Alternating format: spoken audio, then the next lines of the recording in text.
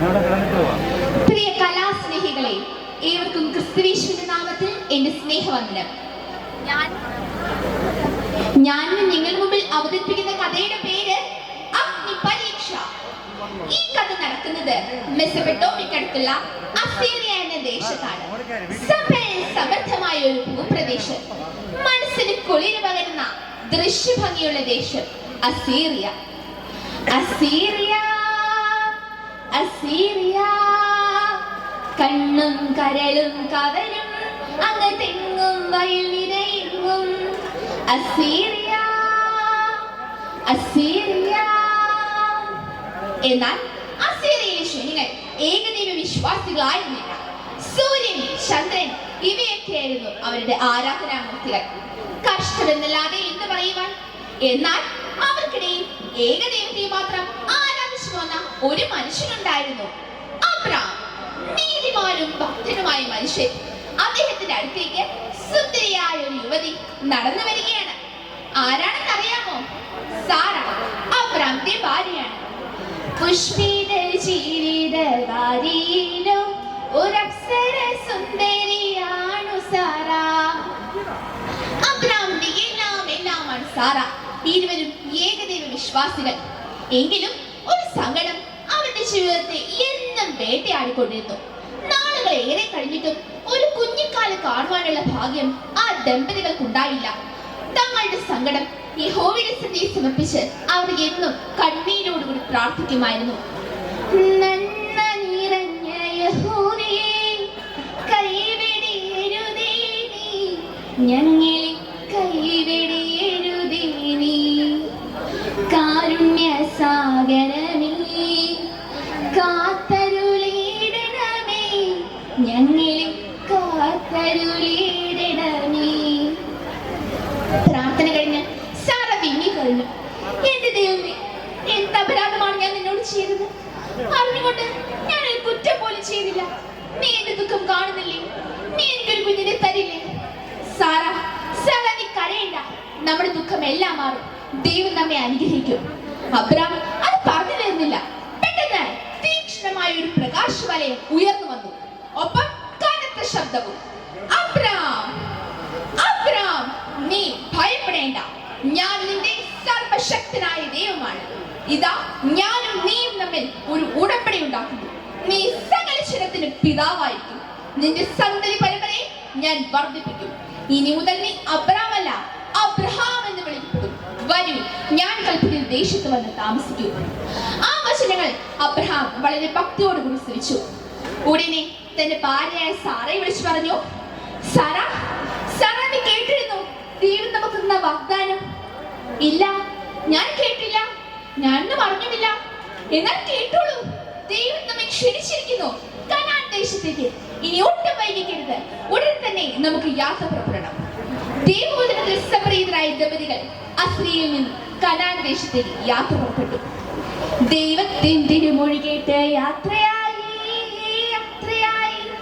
മാറ്റത്തിൽ സ്വപ്നം കാണും തീരം തേടി. പകലിരവില്ലാതെ വിശ്രമമില്ലാതെ യാത്ര, യാത്ര, ഒരു തീർത്ഥയാത്ര, ഒരു തീർത്ഥയാത്ര. ക്ലേശങ്ങളേറെ സഹിച്ചിട്ടുള്ള യാത്ര. ദിവസങ്ങളുടെ യാത്രയ്ക്ക് ശേഷം ദൈവനിയുക്തമായ ദേശത്ത് അവർ എത്തിച്ചേർന്നു. കനാൻ ദേശം, പേരുപോലെ മനോഹരമായ പ്രദേശം. സാറയ്ക്ക് ആ ദേശം വളരെയധികം തൃപ്തിയായി. അങ്ങനെ ദിവസങ്ങളും മാസങ്ങളും വർഷങ്ങളും ഓടിയകന്നു.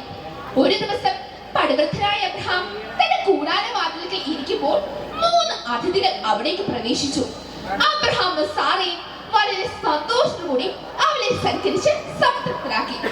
മടങ്ങി പോകുമ്പോൾ അവരൊരാൾ അബ്രഹാമിനെ വിളിച്ചു പറഞ്ഞു, അബ്രഹാം, അടുത്തു വല്ലാൻ ഈ സമയം നിന്റെ ഭാര്യയായി സാറ ഒരു മകന് ജന്മം നൽകും. എന്താണ് ഞാൻ കേൾക്കുന്നത്? ഇത് സത്യമോ? അബ്രഹാമിന്റെ അന്തരംഗം പെറുപെടുത്തു. എങ്കിലും അതിഥിയുടെ അപ്രതീക്ഷിതമായ പ്രവചനം വിശ്വസിക്കുവാൻ വൃദ്ധരായ അബ്രഹാമിനോ സാറയ്ക്കോ കഴിഞ്ഞിരുന്നില്ല. എങ്കിലും സർവശക്തനായ യഹോവയുടെ ആഗ്രഹം അവിടെ നിറവേറി. സാറ യഥാകാലം പ്രസവിച്ചു ഒരു ആൺകുഞ്ഞ്, ഒരു പൊന്നോമന കുഞ്ഞ്. ആ പൊന്നോമനയ്ക്ക് അവർ പേരിട്ടു ഇസ്ഹാക്ക്. ഇസ്ഹാക്ക് അവരുടെ ജീവന്റെ വൈകിയെത്തിയ ആ വസന്ത മലരിനെ ഒരു നിമിഷം പോലും പിരിഞ്ഞിരിക്കുവാൻ അബ്രഹാമിനോ സാറയ്ക്കോ കഴിഞ്ഞിരുന്നില്ല. എന്തിനേറെ പറയുന്നു, ആ പൊന്നോമനെ സ്നേഹിക്കുന്ന കാര്യത്തിലും ലാളിക്കുന്ന കാര്യത്തിലും ആ മാതാപിതാക്കൾ തമ്മിൽ ഒരു മത്സരം തന്നെയായിരുന്നു. അച്ഛന്റെ പുത്രനായി അമ്മതന്നാരോമൽ പൈതലായി കണ്ണിന്റെ കണ്ണായി കരളിന്റെ കുളിരായി ജീവന്റെ ജീവനായി തീർന്നുപോയി. സന്തോഷകരമായ ദിനങ്ങളെ പിന്നിലാക്കിക്കൊണ്ട് അബ്രഹാമിന്റെ കുടുംബജീവിതം മുൻപോട്ട് പോയി. ഒരിക്കൽ അബ്രഹാമിനോട് യഹോവ കൽപ്പിച്ചു, അബ്രഹാം, നീ നിന്റെ ഏകജാതനായ ഇസ്ഹാക്കിനെ എനിക്ക് ബലിയർപ്പിക്കണം. ഞെട്ടിത്തരിച്ചുപോയ ആ വാക്കു കേട്ടുടൻ ഹൃദയത്തിൽ കൊള്ളിയാൻ വന്നു നിന്നി. വാടിത്തളർന്ന മുഖവുമായി കേഴുന്നു മാതാപിതാക്കൾ നിശ്ചേഷ്ടരായി. എന്താണ് ഞാൻ കേൾക്കുന്നത്? ആറ്റുനോറ്റ് കിട്ടിയ തന്റെ ഏകപുത്രൻ ഒരു വശത്ത്, മറുവശത്ത് സർവശക്തനായ യഹോവയുടെ ആജ്ഞ. ഒന്നുകിൽ സ്വന്തം മകനെ തന്റെ കൈകൊണ്ട് നിർദ്ദേശിച്ച് യഹോവയുടെ ആജ്ഞ നിറവേറ്റുക, അല്ലെങ്കിൽ യഹോവയുടെ ആജ്ഞ ധിക്കരിച്ച് മകനോട് ചേരണം. ഏതാണ് ശരി, ഏതാണ് തെറ്റ്? ഒരു ഉറച്ച തീരുമാനത്തിൽ എത്തിച്ചേരാനാവാതെ അബ്രഹാം പതറി. ഒടുവിൽ ആ ഉറച്ച തീരുമാനത്തിൽ അബ്രഹാം എത്തിച്ചേർന്നു. ഇസ്ഹാക്കിനെ ബലിയർപ്പിക്കണം. എങ്കിലും ആ മനസ്സിൽ വിങ്ങലായിരുന്നു. പിറ്റേ ദിവസം സൂര്യോദയത്തിന് മുമ്പായി ബലിക്ക് വേണ്ട മൃഗങ്ങൾ ശേഖരിച്ച് ഇസ്ഹാക്കിനെ കഴുതപ്പുറത്ത് കയറ്റി അവർ മോറിയ മലയിലേക്ക് യാത്ര പുറപ്പെട്ടു. മല കയറുമ്പോൾ പുറകിൽ നിന്നൊരാൾ നീറി നീറി കരയുകയായിരുന്നു. 10 മാസം നൊന്തുവെച്ച ആ മസാറ, എന്റെ മോനെ ഇസ്ഹാക്ക്, എന്റെ പൊന്നു മോനെ. അമ്മേ, അമ്മ എന്തിനാ കരയുന്നത്? അപ്പ, അമ്മ എന്തിനാ കരയുന്നത്? ആശ്വസിപ്പിക്കാൻ വാക്കുകളില്ലാതെ അബ്രഹാം പതറി. പിരിയോട്ട് വൈകിയില്ല. അവർ മലമുകളിലേക്ക് യാത്ര പുറപ്പെട്ടു. 3 ദിവസത്തെ യാത്രയ്ക്ക് ശേഷം അവർ മോറിയ മലയുടെ അടിവാരത്തിൽ എത്തിച്ചേർന്നു. ബലിക്ക് വേണ്ട മൃഗങ്ങൾ ഇസ്ഹാക്കിന്റെ ചുമലിൽ കൊടുത്ത ശേഷം അബ്രഹാം തീയും കത്തിയും എടുത്തു. അവർ മല കയറുമ്പോൾ ഇസ്ഹാക്കിന്റെ മനസ്സിൽ ഒരു സംശയം വന്നു. അപ്പ, ഞാനൊരു സംശയം ചോദിച്ചോളട്ടെ? പറയൂ ഇസ്ഹാക്ക്. തീയുണ്ട്, വാളുണ്ട്, വിറകുമുണ്ട്, ബലിക്കുഞ്ഞാടി വീടി പ്രിയ പിതാവേ, മിണ്ടുവാനാകാതെ വിങ്ങുന്ന കരളുമായി അബ്രഹാം നിൽക്കുന്നു സ്തബ്ധനായി. ആ മകന്റെ ചോദ്യത്തിന് പിതാവ് ഒരുവിധം മറുപടി പറഞ്ഞു. മകനെ ഇസ്ഹാക്ക്, ബലിക്ക് വേണ്ടി കുഞ്ഞാടിനെ നമ്മൾ മലമുകളിൽ എത്തുമ്പോൾ ദൈവം നമുക്ക് നൽകിക്കൊള്ളും. അവർ മലമുകളിൽ എത്തിച്ചേർന്നു. വിറകുകൾ അടുപ്പിച്ചു വെക്കുകയാണ് ഇസ്ഹാക്ക്. ബലിപീഠം ഒരുക്കുകയാണ് അബ്രഹാം. നിമിഷ നേരം കൊണ്ട് ബലിപീഠം പൂർത്തിയായി. പെട്ടെന്ന് വിറകുകൾ അടുക്കുവാനായി താഴേക്കുന്ന ഇസ്ഹാക്കിനെ അബ്രഹാം കടന്നു പിടിച്ചു. അമ്മ, എന്താ ഇത്? എന്നെ വിട്.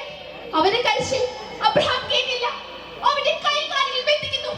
അവന് മനസ്സിലായി തന്നെയാണ് ബലി കൊടുക്കുവാൻ പോകുന്നതെന്ന്. അതിനായി അബ്രഹാം ഇസ്ഹാക്കിനെ ബലിപീഠത്തിൽ കിടത്തി. അവന്റെ കരച്ചിൽ അവിടെ എങ്ങും മുഴങ്ങി. അപ്പ, എന്നെ കൊല്ലല്ലേ, അപ്പ, എന്നെ കൊല്ലല്ലേ. പക്ഷേ ആ കുഞ്ഞിനെ കരച്ചിൽ അബ്രഹാം കേട്ടില്ല. അവന്റെ മനസ്സിൽ ഒറ്റ ചിന്തയേ ഉള്ളൂ, ഇസ്ഹാക്കിനെ ബലിയർപ്പിക്കുക. അതിനായി തന്റെ കൈവശമുണ്ടായിരുന്ന കത്തി തന്റെ കുഞ്ഞിന്റെ ശിരസിനെ ലക്ഷ്യമാക്കി വെട്ടുവാൻ മുകളിലേക്ക് ആഞ്ഞുയർത്തി. പെട്ടെന്ന് ഇടി മുഴക്കം പോലൊരു തീയുച്ച. അബ്രഹാം അതിവേഗമരുതേ, അബ്രഹാം ആരോമൽ കുഞ്ഞിനെ കൊല്ലരുതേ, കൊല്ലരുതേ.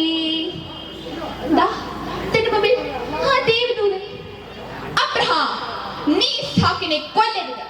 നിനക്ക് ദൈവത്തോടുള്ള വിശ്വാസവും സ്നേഹവും എത്രമാത്രമുണ്ടെന്ന് അറിയുവാൻ ദൈവം നൽകിയ ഒരു പരീക്ഷണമാണിത്. ഈ പരീക്ഷണത്തിൽ നീ പൂർണ്ണമായും ജയിച്ചിരിക്കുന്നു. ദൈവം നിന്നിൽ പ്രസാദിച്ചിരിക്കുന്നു. ആ വചനങ്ങൾ കേട്ട് അബ്രഹാം നിലവിളിച്ചു, എന്റെ ദൈവമേ, എന്റെ യഹോവേ, പിതാവേ, പിതാവേ, കാരുണ്യവാനായ നാഥ, കരുണ ചൊരിഞ്ഞ മനസ്സേ, ആനന്ദ ബാഷ്പം പൊഴിഞ്ഞു അകതാരിൽ പൂമഴ പെയ്തു.